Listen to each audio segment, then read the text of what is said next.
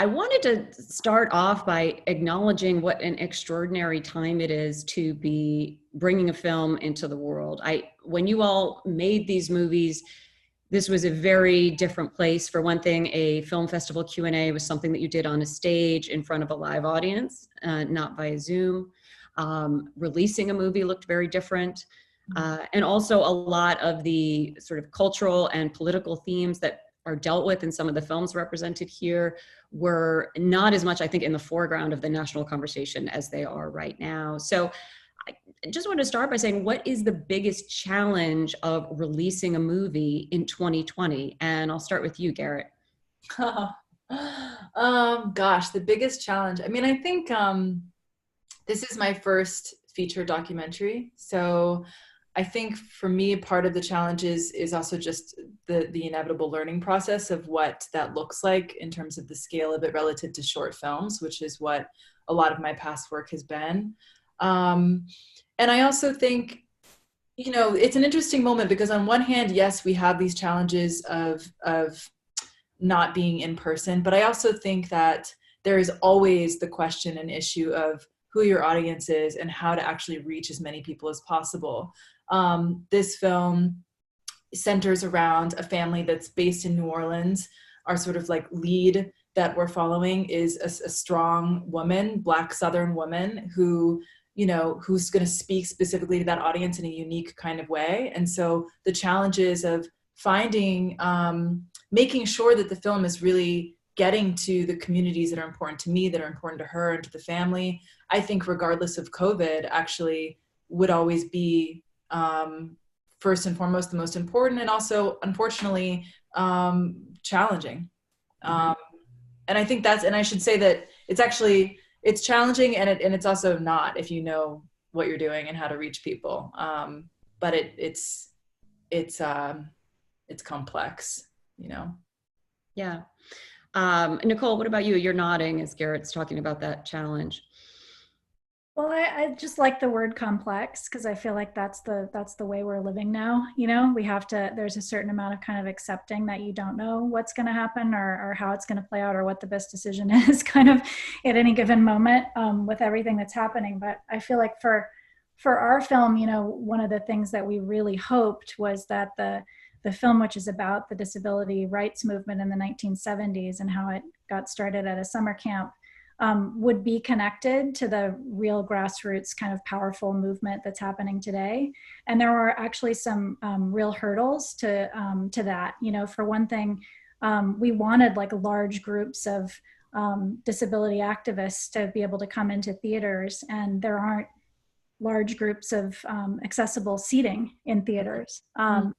And a lot of the powerful activism that's going on right now in the community is online.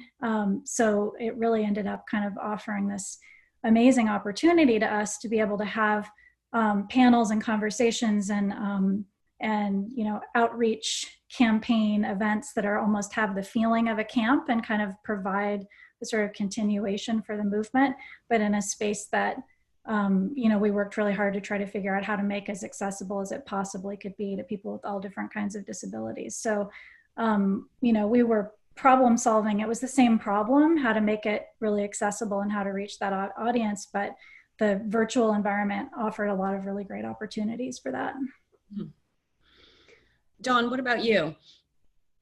You know, the biggest challenge for us is that the news keeps continuing. And so I have two movies. So John Lewis movie was finished, but as you pointed out, the world is very different from when we finished it in December than it is today. So, you know, a couple of, you know, kind of discussions of the movie have said like it was too upbeat. I was like, well, I didn't have a crystal ball in the edit room. Sorry. Sorry for being upbeat. I'd be grateful for upbeat right now, I'll be honest with you. Right? So I was kind of like upbeat because that's how he feels, and it is a documentary. He's not despondent. I'm sorry. He's not angry and he's not despondent. He's actually a happy upbeat guy.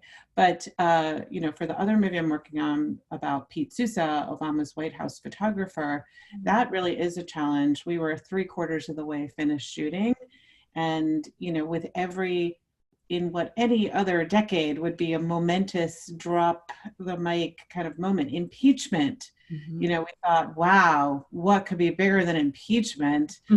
Well, you know, pandemic, you know, worldwide protest over, you know, racial issues. So there's this, you know, it's something you face always, but it feels particularly complex right now to how much do you actually chase the news, and Right. can your film feel complete when you know it's going to be released in a few months and these major things are happening right now and they are influencing how I'm thinking. Mm-hmm. So that's a challenge to be in the edit right now. I bet. Amanda, how about you? I mean, I think it's true with every film we've ever made that, you know, life, it takes a long time to make these films and life continues past the last day you shoot. And, but the degree to, that's happened this year has been pretty extraordinary. But I think that, you know, we're flexible and optimistic, and we wouldn't be documentary filmmakers unless we had a certain amount of that in us. I guess my biggest feeling is just how incredibly lucky we were to be able to find distribution, to be able to show our film when we did at the beginning of this year, and find distribution and have a team behind us who really is being as flexible and optimistic about how to get this film out and seen, you know, with every week some new piece of information comes in about theatrical release or this or that and the other thing. And I think that that's, you have to be nimble and you have to move. And, you know, our film to some degree is about the health of democracy, and that's not gonna, that's not a subject that's gonna go away anytime soon. So I do feel like there are news cycles, but there's certain subjects that will continue to be interesting in any way you look at them. For sure. Amy, how about you? What has it been like bringing your movie out in this environment? Well, I don't know, I've been listening to everyone's, I think there's sort of, it sounds odd to say it, but there can be a moment of, you know, obviously there's openings in crises, right? And there's openings in trauma. And I think one thing I was terrified of when COVID hit was like, oh my God, how can people sit and watch our films in isolation? Because our films are such gut punches, and intentionally so. Like ours are sort of these passionate love letters. And so you fall in love with these people, but they're going through horrific things. So it's extremely wrenching to sort of experience that as a viewer. But what I found is, yeah, it's been sort of, that was the most visceral, like, nightmare moment for me of all of it was, oh God, I'm afraid for people to watch this alone, you know? Mm-hmm. And what we found though, is we've tried and do these virtual spaces and hold the space somehow and, you know, offer support online. So that's going on. But I guess what I was thinking while people were talking is, it's also this bizarrely rich opportunity. I think, you know, honestly, we wouldn't have the movements we're seeing, the sort of social cultural awareness earthquakes, without people being captivated, able to sit and finally think and collectively view things in a way we haven't for, you know, at least a decade, because all of our information is so, you know, dispersed. So, you know, the George Floyd video galvanized a community in a way that is honestly, you know, revolutionary. And so I'm hopeful also that all of our films, you know, coming out now have people sort of locked in and able and open and listening in a way that's richer and deeper than I've ever experienced. So it's mixed, you know, it's that exhaustion and tension and fear for people's safety and health, mental health, and also this, oh my God, maybe there's an opening here. Maybe, you know, it's really a movement and a moment that people can receive information in a novel way and be hungry for it and be open and receptive to it, because they're all traumatized. Trauma leads to, trauma can be, you know, horrible. But it has its blessings, right? And a blessing is an ability to sort of be more nimble and fluid. So let's hope. One of the things that all 5 of your movies have in common is you have very charismatic people at the center of your stories, kind of carrying the themes forward. And I'm curious how you identified those people. Amanda, maybe we'll start with you, because you presumably had thousands of boys to choose from for Boys State. How did you choose the ones you did? Well, there was a lot of chapters to the access on this film. I mean, I think there was a 3-month conversation with the program leadership itself, which I think in talking through how we wanted to make the movie and whether or not they were comfortable with that, we learned more and more about how the program worked and what had happened in years past. We've had some sort of sense of what we were looking for. We knew we wanted diversity. We knew we wanted people coming from different political points of view. We wanted different backgrounds. But like you said, there was 1,100 of them. And we knew we needed to find our 4 people before going into this event, because once it gets started, it is so fast and we're not going to cast on the fly. Mm-hmm. So how do you do that? I think what's also important to Jesse, my directing partner, and I, has always been finding the people who we, as someone just said, sort of fall in love with. And I think I made many phone calls over a long period of time, and that doesn't work so well. So we ended up driving through Texas and filming in people's living rooms. And once we met the 4 people who are in the film, it was very obvious right away. I'm not saying it's a totally rational moment when you meet the person that inspires you that way. But actually Robert, one of the characters on film, was the very first person we filmed with, day 1, hour 1, and that was lucky. But then we had to meet 100 other people before we found somebody else who did that, that inspired us in that same way. Renee, one of the last characters we met, we actually didn't meet until the event itself. So you meet him in the film the way we met him. Mm-hmm. But when he started giving a speech, we were like, oh, thank goodness you showed up, because we really need you. And so that was lucky that he was there that year. And so I don't know if that answered your question, but yeah. It was very different than any other film we've made before, because usually we have a long period of time to work, and this was a very intense and finite period of time to get the film shot, and we needed to find those right people. Garrett, what came first for you, wanting to explore the subject matter you did, or wanting to find the woman who's the centerpiece of your film, who's such a sort of remarkable presence on screen? Yeah, all of the work I've done, actually, I've kind of fallen into not with the intention necessarily of making a film. So Alone, which was a short op doc that I did in 2017, I kind of, talking about how Fox and I met each other, I think it's important to kind of backtrack a little bit. So I'll be brief, but I think it does offer some context about the process. I had my first feature-length film, narrative film, was called Below Dreams, that came out in 2014. And that film was cast almost entirely on Craigslist in New Orleans, where I've lived for the past 10 years. And in the process of making that film, I got to know one of the men who I'd cast. His name was Desmond. And I became really close with him and really close with his girlfriend, Lon. And he was arrested 4 or 5 years later. And Lon basically became a single mother overnight, and was learning how to maneuver the system without any prior experience around it. And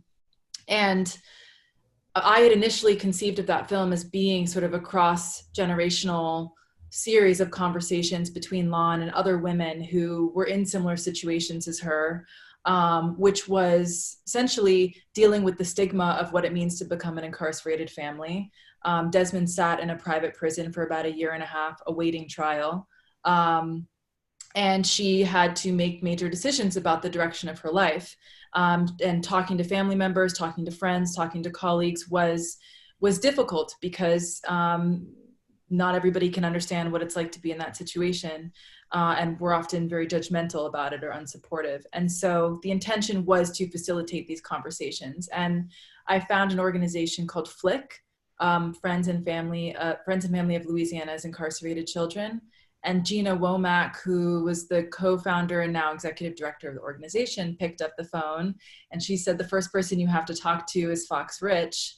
And so Fox is actually in Alone, which is a 13-minute film. She's in there for a very, very quick period of time and makes a really vivid connection between slavery and our current situation with incarceration in America.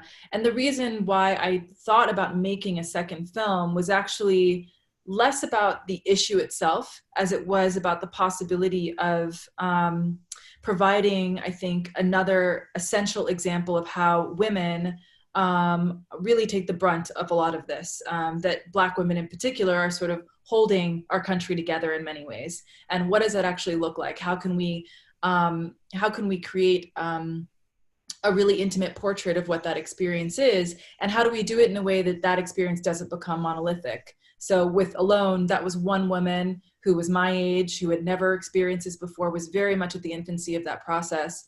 And Fox, when I had met her, had gone through 19 years of it and was maneuvering the system in a very, very different way, and was also a very different woman.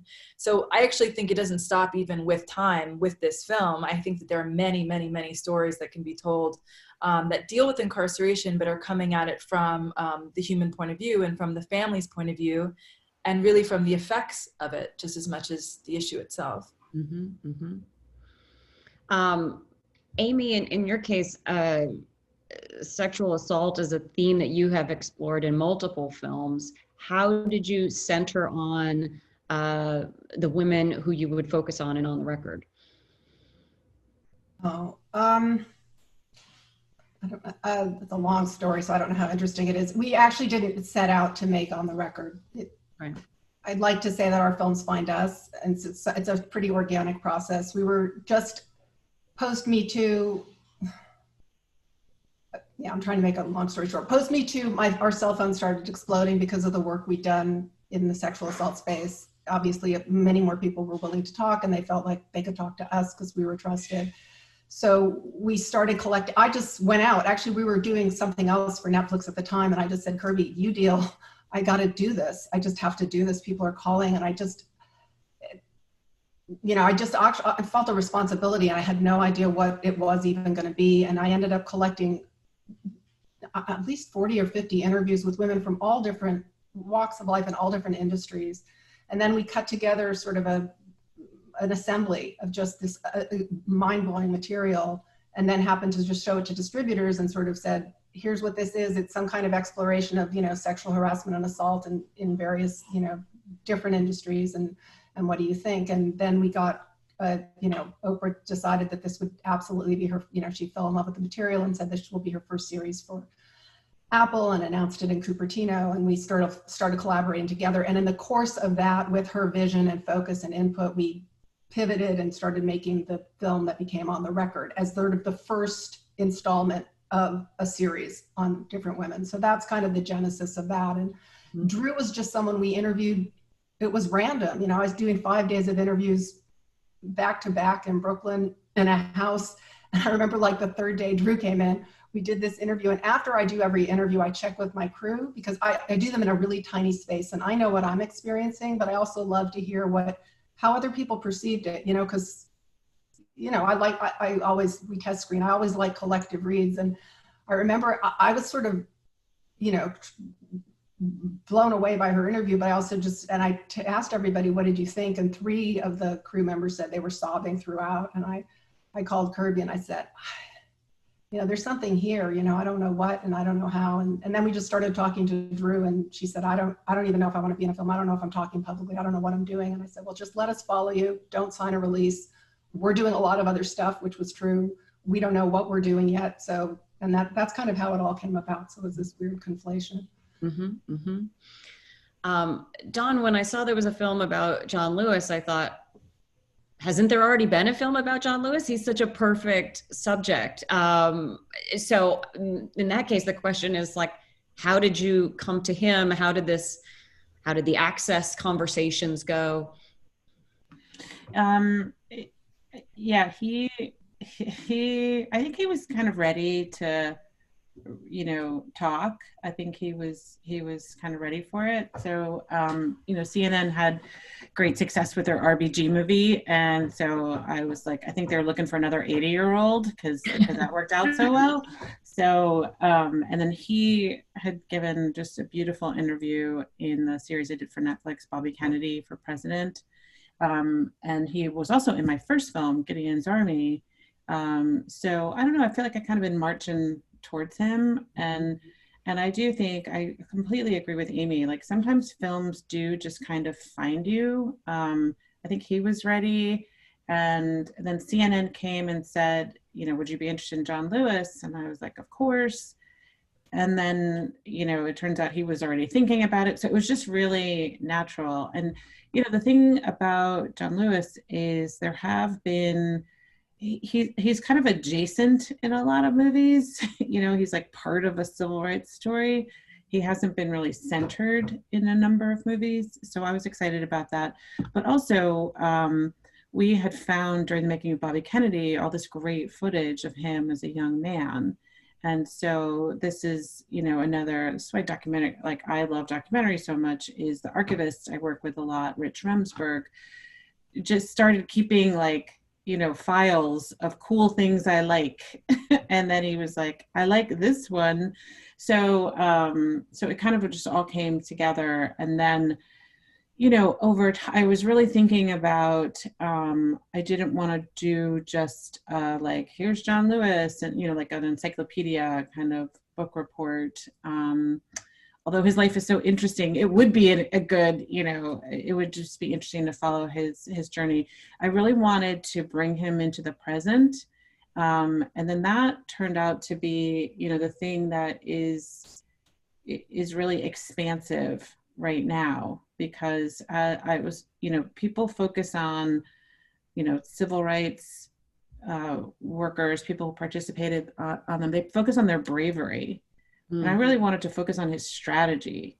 Mm-hmm. And I think that's, when we're having conversations about race and about how different makers approach different subjects, I do think that I had a very clear desire. John Lewis has a college degree in philosophy and religion. He studied Gandhi. Like he didn't just show up on that bridge. Mm-hmm. And it was really important to me to back up into the hours, days, months before he got there. So he was very just open to whatever we wanted to do. So that's how that kind of came together. Yeah, there's some remarkable archival footage in multiple films here. Nicole, the footage of CRIP camp from back in the day is incredible. Can you just walk us through the process of getting this material and going through it? Yeah, so Jim Lebrecht, my co-director, who, the film that kind of starts out from his point of view, he has been a great sound designer and mixer in the Bay Area for a long time, and he had done the mixing of my 3 previous feature docs. And then he kind of pitched me, listen, I'm not seeing the kinds of stories that I want to see around disability. And, I was wondering if maybe I could co-produce something that you would direct, because I think you have sort of a big heart and I like your previous work. So he gave me a couple of ideas, and just as sort of a throwaway, he said, but what I really always wanted to see is a film about my summer camp. And when he started describing the camp, I realized I was having that kind of like magical experience of trying to imagine something in my head that was like so wonderful, because just trying to imagine this like sort of down the road from Woodstock, complete hippie utopia, all these kids like smoking pot, listening to rock and roll, and they're all kids who are, living under really, really, really horrible restrictive conditions as young people with disabilities in that moment in time. And so some of them coming from institutions, So we started talking about making a film based on this collection of still photographs that was really extraordinary.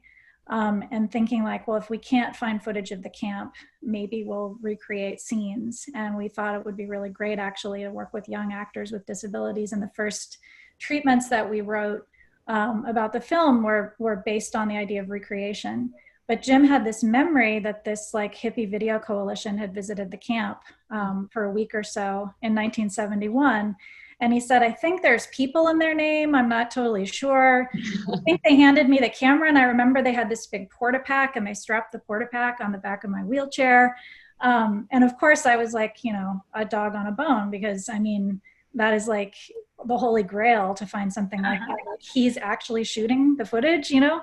And so I just, like, I was working on another project, a VR film, and I just, at night, I would just sit up, and I'm kind of an obsessive researcher. And I finally found in this recently digitized kind of magazine about early video activists, this little ad at the back of a magazine that said, crabs outbreak at Camp Jened for the Handicapped in Hunter, New York, by the People's Video Theater. And I was like, okay, I have the name. And then I found, you know, the names of the guys, and I found a guy with the same name as one of them was, you know, listed as being on the board of an anarchist bookstore in San Francisco. And they said, well, we can't give you his contact info, but you can leave a note. So I drove over there because I live in Oakland, and I left a little note and said, I'm interested in this. And if you're, you know, if you have the footage and are interested, give me an email. And like a month and a half later, Jim and I were sitting there again, like planning this whole film based on recreations.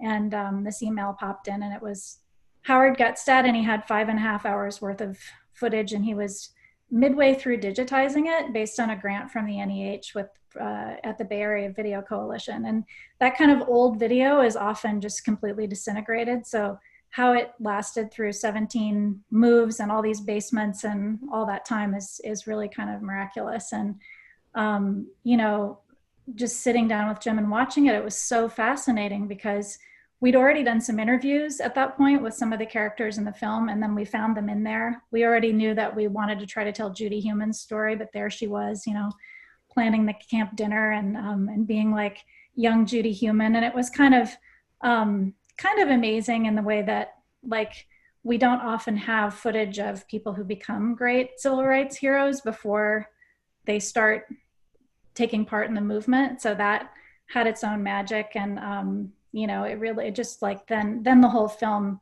really changed, and we really started to think of the film as being this much more kind of verite, immersive type of documentary that would kind of slowly expand outward into a movement story. Mm-hmm. Garrett, you also had the experience, I think, of getting footage of Fox after you'd begun shooting her, right? Can you talk a little bit about the home videos that she makes? Were she intending to send them to her husband, and how did you get them?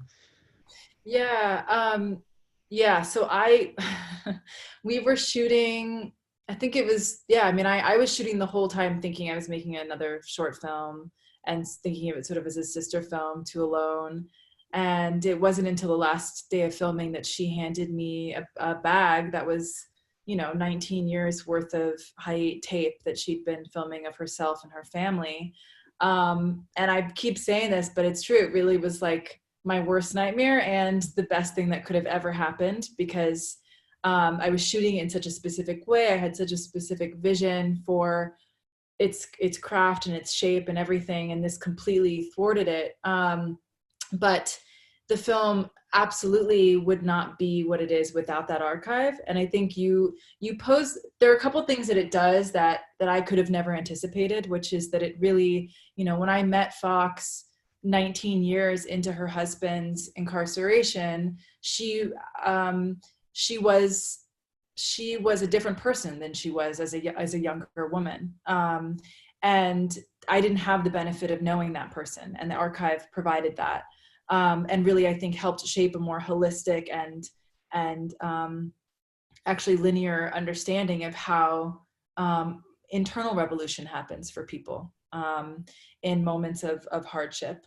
And I think that there was also this sort of spiritual element to looking at the footage, because she was placing her camera oftentimes in front of herself while she was on the phone working. And it just so happened that I also put the camera in that same place when we were shooting 19 years later. And so there was this really interesting synchronicity that started to happen. on a formal level, as well as the sort of, I think, in terms of the story and character driven attributes to what it offered. But I wasn't aware of it at all, and I think that's part of the beauty of making films, is just being surprised and rolling with it and understanding these. I mean, just being a filmmaker, it's like the challenge is the asset, you know, in so many ways. I'm interested in the size of the crews some of you worked with, because we have films here where there's some very intimate moments being captured, and then we have films where there clearly needs to be some scope to capture things. I mean, Amanda, in your case, you have a week to capture all of this activity. So what was your crew like, and how did you guys sort of structure and dispatch people? Yeah, I mean, this production was very different than any film we made before. Usually we're an extremely small crew making a film over a long period of time, and this one just couldn't be made that way. And so the pre-production on this film was epic. I mean, as I mentioned earlier, casting was its own many-month process, but so was getting the right crew. You know, we had to capture the film in that time, because if we didn't, we wouldn't have another chance. So there was no room for error, which meant that we had to find an A-team to help us. We immediately got Torsten Tilo, who's a great cinematographer in New York, who Jesse's worked with a bunch, on board, and he brought with him a group of cinematographers, the Camera Collective, all of whom are incredible cinema verite shooters, and also sensitive and wonderfully hardworking people. They all got on board, and so we knew we had them, and they would be our support system in this incredibly complex and big environment where there's multiple set pieces happening at any given time. We have 4 main characters. There's a Senate, there's a House that's in a Capitol building, everything else taking place at UT Austin. There's, you know, platform meetings happening at the same time as governor's speeches. And you need to keep it all alive, and you need to try and get it all. So before we started production, we set a look for the film to try and make uniform all the cameras as different as they are as shooters. We'd wanted to make it, they all shooting the same camera, they all have the same lens. We fixed their f-stop actually, which was a real challenge, but one that they all embraced, and we shot widescreen. So there was some uniformity to the look, but you know, still people were out there following different characters. And then Jesse and I were running around checking in and you know, visiting as many of scenes as we could. But I think the team effort on this film was unlike any that I've ever experienced. I'm really glad it was not the first film we've made that way, because I think that it drew on all the skills we've learned on other verite films, the intimacy of those moments that you need, but also some fiction sets that we've been part of where you really do release a little bit of, you delegate some of that to someone. That was hard for Jesse, because he's usually the one shooting our verite films one-on-one. It's extremely intimate. And so to give that over to a cinematographer to also have that experience, I'm so glad we did, because I think, I mean, I know, and then the edit itself, which is always a thing. We worked with our longtime collaborator, who's Jeff Gilbert, who's extraordinary. And I think, you know, him bringing it to his passionate view on all of this was the same, except that it was footage from 7 cameras. So this was really a beast, and it took a long time to edit as a result. But, you know, we were ready for the challenge this time. Amy, how do you hire a crew for a film where you're asking people such intimate questions as you are on the record? I mean, presumably you need people who are not only good at shooting, but are sensitive and can sort of disappear in a room. So how do you find those people? How big is your setup when you're doing some of those tricky interviews? For all our films, but especially the films, the most recent ones, we try and do very, very, very as small as possible. I like this. Ideally, I would love my DP to do sound as well, honestly, for interviews. And I also, it's not just the size of the crew, it's the gender. I try and use the female crew when I can. And I also try and keep the space as sacred as possible and limited. So it's just me and the DP if possible, and everybody else is out of sight. And I also am very conscious of the physical space. Like I don't want a big loft, you know, anything cold, concrete. I like to have it be, you know, tight, closed. I love depth of field though, so that's kind of an issue, but a room though where someone feels contained, and so that their story will be contained. So all of those things are constantly at play. And then the other thing, since people always ask me, is, and I think it's super important, and I'm really surprised because I hear from survivors that other teams don't do it, but I always sit down with the person right away and I say, look, you've gone through enough. I don't want to add in any way to your burden. If I ask you anything and you don't want to answer, 100% fine. I just don't, I know that people feel like they need to perform when a camera crew shows up or a director shows up. And I really don't want that. You know, and it's sincere. Mm-hmm. I don't want to lose sleep at night knowing I did anything to, you know, make them lose sleep at night. Mm-hmm. That's not my agenda. I'm not there to gotcha. It's not sensational. I just want to bear witness, honestly, and hold them in a safe place. And so, you know, I sort of have that sort of ethical contract with them as well. And I think that is in part how we get the kind of intimacy I do get with people. You know, but it, you know, I really walk the walk. I mean, I've had people stop and say, I can't go on. And I'm like, good, fine, you know, totally fine. You know, we won't continue. We won't use the interview, whatever you need to do, you do you. Thinking of intimacy, Garrett, your movie has a love scene in it, which I'm dying to know how that was shot, who's in the car, what were the conversations. It's beautiful and beautifully shot. And like, what were the logistics of that? Yeah, well, so a lot of it, I think just adding on a little bit to just in terms of crew size, because I think that helps in answering the question too, is that for the most part, I'm usually shooting with just one other person, which is the camera person, and we just have lavs and run everything direct into the camera. This is on like my own personal work, obviously different from when you're working with union crews and are on TV shows and whatnot. But before I even get to that stage, I'm often spending as much time with the people that I'm making the film with, but without the camera. And that is to not only develop a level of trust and language and relationship with the people that I'm making films with, but it's also like a very practical way of getting a sense of a person's movement and their own personal geography and what spaces they inhabit, what their routines are, which then inform for me kind of like a shot list of sorts of how, where I'd like the camera to be throughout the day over the course of a week.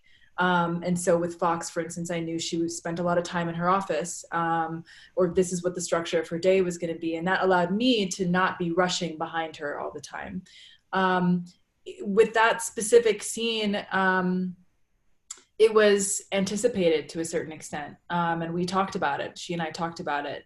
And Nissa East, there were 3 DPs on the whole time we were shooting, Justin Zweifek and Zach Manuel and Nissa. And I just remember saying to her, you know, we're in a car. I'm going to have to be in my car behind your guys' car. And just make eye contact with her. Like, you need to communicate with her about if it's okay to keep filming. She knew the intention was to film. And she just said, at one point she texted me and said, it's getting really intense. Should I keep filming?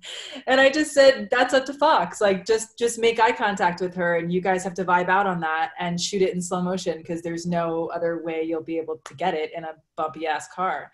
So, it was the combination of preparation and like a lot of trust. I want to talk a little bit about the editing room. Dawn, what was your editing room experience like on John Lewis? Well, we had the benefit of editing in person before the world closed down. So Jessica Congdon, who's a Bay Area editor, and she edited the film Dolores, and I just really liked her work. So, but she actually, ironically, lives about an hour and a half from my office in San Francisco. So a lot of times, like, you know, we would have these long conversations, and then we mapped out what we were going to do. And then she just like cuts the scene and sends it.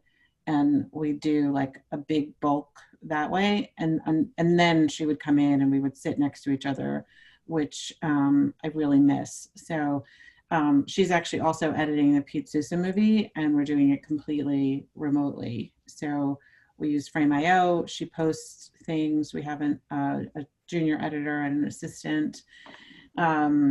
So it's definitely different, but I found that it helps if you've worked with your editor before, and you have to have a mutual trust. Like, I definitely trust her, but she also trusts me to give her space. I really like to let people, I know what I shot, and I know, like, I like to have like overall conversations, but I also like to see what the editor sees, you know, like, I think that that's really fun. You know, sometimes they see things completely differently, you know, and sometimes they'll tell you in a quite direct way, you know, that's not the movie you shot, like whatever movie is in your head. But so for Jess and I, it's been remote for the last, you know, for the majority of Pete Sousa movie. But I think because we've just come off of working together so closely, we already had like a pretty strong language together. So I love the edit so much. Like when it just everything like settles to where it should be, it's like such a great feeling. Has anyone else been editing something in quarantine? And if so, have you figured out any kind of hacks for communication or anything else that's helping you? We are not. I'm about to go into something that will be a COVID edit, but with time, actually, Gabe and we cut that whole thing remotely because I was living out of the country at the time, and we ended up, I mean, a lot of it had to do with just checking in with each other about, you know, sort of what Dawn was saying, like what we were both seeing. And I think with time in particular, that was especially important because, you know, Gabe is a white man, I'm a Black woman, we're telling a Black story, an American story. And so the way in which we both were interpreting a moment or something that was said, or the presentation of a scene, was really important, that we were both coming from the same place in terms of the symbolism around those things. And so to a certain extent, editing remotely, I don't know, it allowed us to really take our time in a funny kind of way. He would send me something, I could sit on it and really process it in a different kind of way. And it was a pretty rapid exchange, but, and sometimes I would cut little things and we'd send them back and forth to each other. So I didn't find it to be like too crazy different, actually. I also found this digital card system. I think it's called Trello or something like that. So like we can literally like screen share and move scenes around, which has saved us a lot of time and heartache, instead of the cut. Do you like this? No, I hate it. You know, then you like, oh, that doesn't work. And so that's been kind of fun. And it's also a lot easier when you have multiple editors, seeing how things are getting strung out. Right. I mean, is there anything about life during quarantine and how it affects your filmmaking that you think you may carry with you when it is safe for people to mix in the way that we used to? I'm going to say no, because, you know, a lot of the work we do is verite, and that's, right now, that's very hard. We've done work with archival. I mean, I deeply respect a great archival film, and I feel like right now that's most of what we're thinking developing, because the idea of making a verite film right now, you know, you talked about how looking at your film has changed in this current climate. I look at some of the scenes in our film and I kind of, oh my gosh, that's so many people in one room and they're so close to one another. And, you know, it's that when we can get out there and do what we do again, it's a little frustrating. I know it will happen, but will it happen soon enough for me? I don't know, but we've also worked, I should say, a long time in a remote way with our editor who lives in LA. We're in San Francisco, and he uses Lucid Chart, which is a similar, you can move the pieces around online and it approximates story cards, and that's really useful. So we're sort of used to that kind of filmmaking. So we're in an edit right now and continuing to do that. And so this period of time is very good for editing, I will say, and writing of a film. So it's good for that. Good for that, not for being out in the world doing. Not good for production. You love to do, yeah. It's interesting that 4 of these 5 films were picked up by streaming services, and I'm curious how the introduction of the streamers to the business has changed what it's like to be a documentary filmmaker. I mean, if you've been in the space for a while, does it feel very different than it did, say, 10 years ago?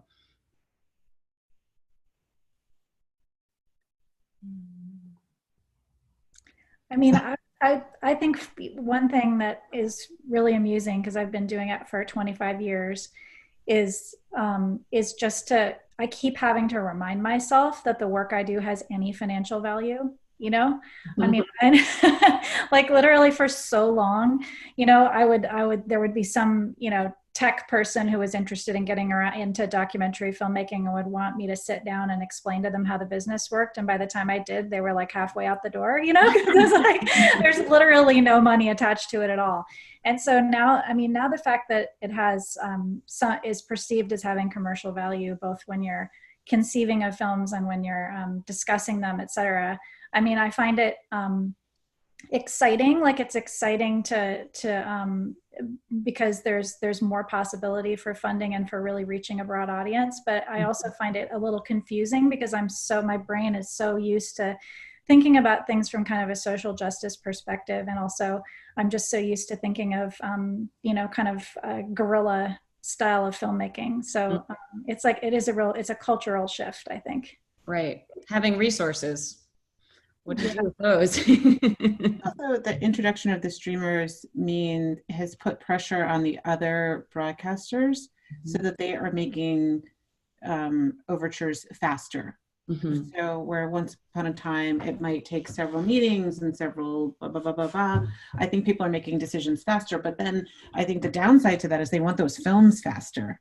So where you could kind of go wander in the woods, which is really sometimes really necessary for the films, I think, you know, from the sample here that all of us enjoy doing, there's kind of a pressure to like, you know, get things done faster. And I find that particularly challenging. I'm very much like Amy. Like I like to do things slower. I like to have a conversation with people. I like not to rush them. I don't want them to be on a schedule. I like talking when they're in the mood for it. And all of that can be very challenging when you're trying to make a particular festival or a particular timing. I do give a slight caveat to that though, which is a number of films I think are even more pressured because of this election, because this election feels so important that, you know, people want to be in the conversation, not just the broadcasters, but the subjects want to be out in this conversation. So I definitely think it's helpful. I think there's still a little maturing, you know, not everything hasn't grown equally. So I think that it's actually harder, even though there's more money being paid for things, I think it's harder for many filmmakers to access that money. And I do not think that is healthy. I mean, as much as I love all of these women here, and I do, like, we shouldn't be getting all the resources, you know, like there should be, like, where's the room for a lot of newer voices? And I worry about that. I completely agree with Dawn, if I can just jump in, but I have a slightly different perspective, having been at this for a very long time. I mean, docs were always sort of the fringe, like, you know, it's the sort of afterthought, the sort of PBS, like ITBS, like, then Making of a Murderer comes along and like, it's the gold rush. And suddenly like, we're like the kid that the most, you know, everyone's taking meetings and everyone's, what have you got?